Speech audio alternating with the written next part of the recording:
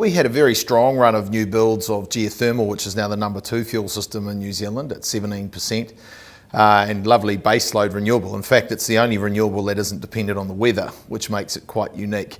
And we also had wind farms being built in New Zealand. We've got some of the best wind sites in the world, which are incredibly productive, but also probably pretty hard on the machines themselves. After that, now what we're seeing is some smaller projects come to bear, some smaller geothermal projects by other participants in the electricity market, and then solar starting to come forward as well. And I think we're up to about 12,000 installations in New Zealand of residential and commercial. I think going forward, if demand picks up sufficiently, you will see larger projects being built. We have a 40,000 gigawatt hour per annum market, and we have 12,000 gigawatt hours of projects already through the RMA, a lot of it which is wind, but there's also some geothermal and some other smaller renewables. So we already have a huge amount of grid-connected renewables ready to go. And just to put that in perspective, if all 3 million cars were to become electric, you need 7,000 gigawatt hours. So as a country, you actually already have enough consented renewable generation, ignoring the solar panels which don't need a consent, to drive every car on electricity. And that is a really unique position for a country to be in, especially when it's at 30 cents a litre. Yes. On solar power, you've got a number of packages out there in the market. What sort of interest and take-up are you seeing from customers? And are those packages that, in the right circumstances, are actually financially viable? It's an economic benefit to take them up. Yeah, I think you're seeing solar like electric vehicles. There's some keen early adopters. Both yourself, Rod, and myself have invested in the trifecta of panels, cars and bikes, which are all electric. I think, there are some instances where they can be economic, and particularly if you're getting further out to the edges of the grid. But largely it's about complementing grid-connected power, as Alice and Andrew at Transpower talked about in the future of transmission and the future of electricity in that paper they published at Transpower. To go off-grid is a very different construct, and largely physics actually gets in the way of it. It's not to do with the power market or electricity companies, it's just simply getting enough electrical energy out of a north-facing roof and then storing that for the winter peak, which is when it's dark in the middle of July. So there is some, if you've got daytime load, that's the best use of probably solar installations, is to actually consume it behind the meter and enjoy that. So if you've got a pool pump or something like that running 10 hours per day, yeah. Certainly I feel, as a solar power owner, that the regulatory system discriminates against me in some ways. Is that a fair judgment, or are there some basic economics around the nature of lines and distribution, for example, that is the real problem there for PV? Well, at the moment there's a slight subsidy in favour of solar installations because of the variabilisation of distribution network charges, which means that you get a larger benefit for consuming less power, even though your peak use of the distribution network at 7 o'clock on the 15th of July, for example, will be the same whether you have solar or not. The problem is if a solar user therefore pays for less of the network and it's a regulated monopoly, then other people who don't install solar have to then pick up that difference. So there's a slight bias towards solar because of that structure. In terms of buyback rates, that is whether you have a small hydro scheme on a farm somewhere and you connect that to the grid, or whether you've got a wind turbine or you're a large power generator, everyone's roughly getting the same price for wholesale electricity. And so that's relatively, I think, is in a fair position and economically neutral position. The best thing to do, as I mentioned, is always to consume the power behind the meter. Yeah, absolutely. And a very good way of doing that, of course, is electric vehicles. Yes. And Mercury is at the forefront of trying to encourage take-up of EVs. What's the sort of essential strategic imperative for you there? Yeah, so we have a our mission at Mercury is energy freedom, and that's for the customer and the country. So from a national construct, we have water sovereignty, we have food sovereignty, we have electricity sovereignty because we don't have a cable to Australia. As much as that would be a fun thing, and I've investigated that, but it gets a bit deep. But they certainly pay a lot more for renewables there than we do here. And we've got a lot of spare to build. But we don't have energy sovereignty or energy freedom because we're reliant on fossil fuels. That produces a potentially volatile cost input into the economy, and it all because of foreign exchange and also oil prices.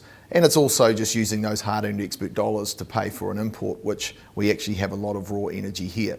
So in order for us to transition to that, given our wonderful renewable advantage here in New Zealand, that's why electric vehicles are, over the long term, and it will take a while to transition, an imperative for the company. Yeah, that's a good source of demand growth, but what is it for consumers?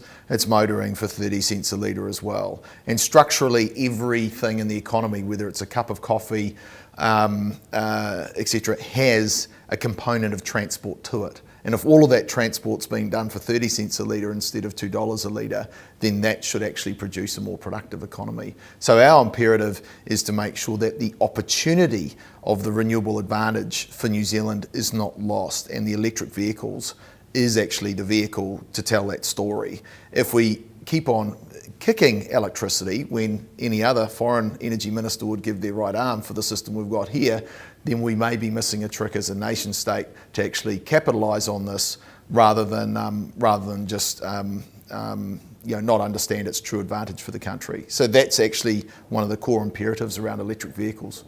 But the progress is so slow. We've just passed the 2 million mark globally, and yet in New Zealand we've only got 2,000 electric vehicles. This is far short of the government's target here of 64,000 by 2025.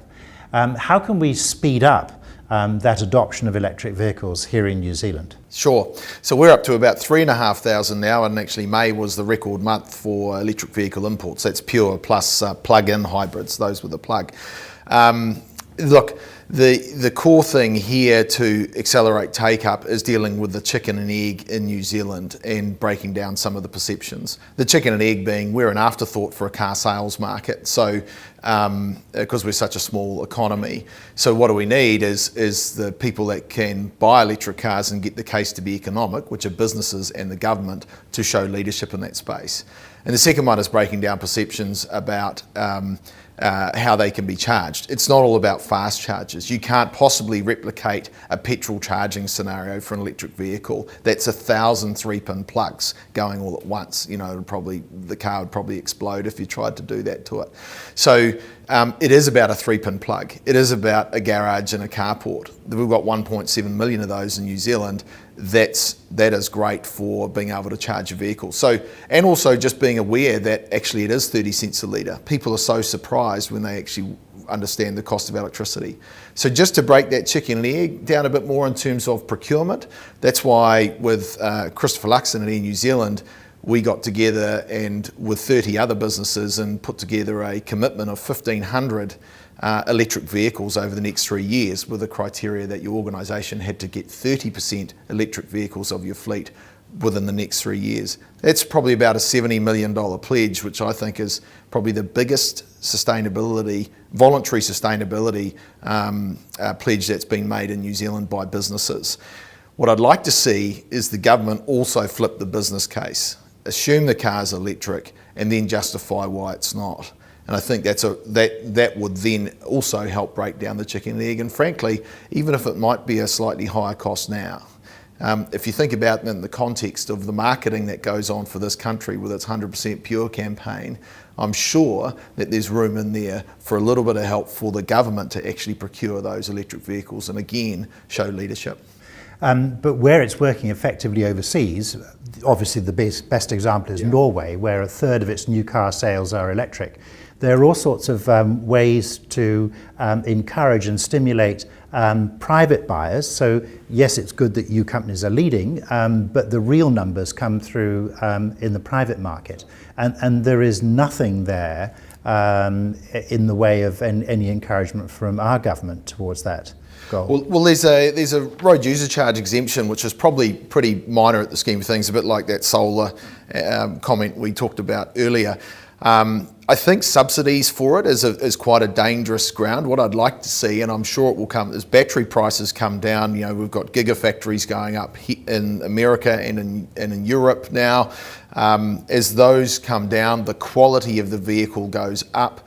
Very large car manufacturers are really getting on board with this now. It's not just about Tesla. And we will see product at price points which is going to be attractive for the New Zealand purchaser. Not sure it's about subsidies, but I do think it is using collective procurement power to break down that chicken and egg. In New Zealand, we're actually doing reasonably well. Say compared to Australia, I understand they only sold 230 pure EVs last year, which is a collapse of 90% on the previous year. So on a per capita basis, I think we're buying 50 times as many. Maybe it's I'm not sure that's a great benchmark, but maybe it's the narrative. It's a terrible benchmark because we're nowhere compared with the countries that are really moving on this. But I think it will get there. Technology will get it there, just as solar, and the prices will come down, and it's going to happen because the fuel cost is so cheap.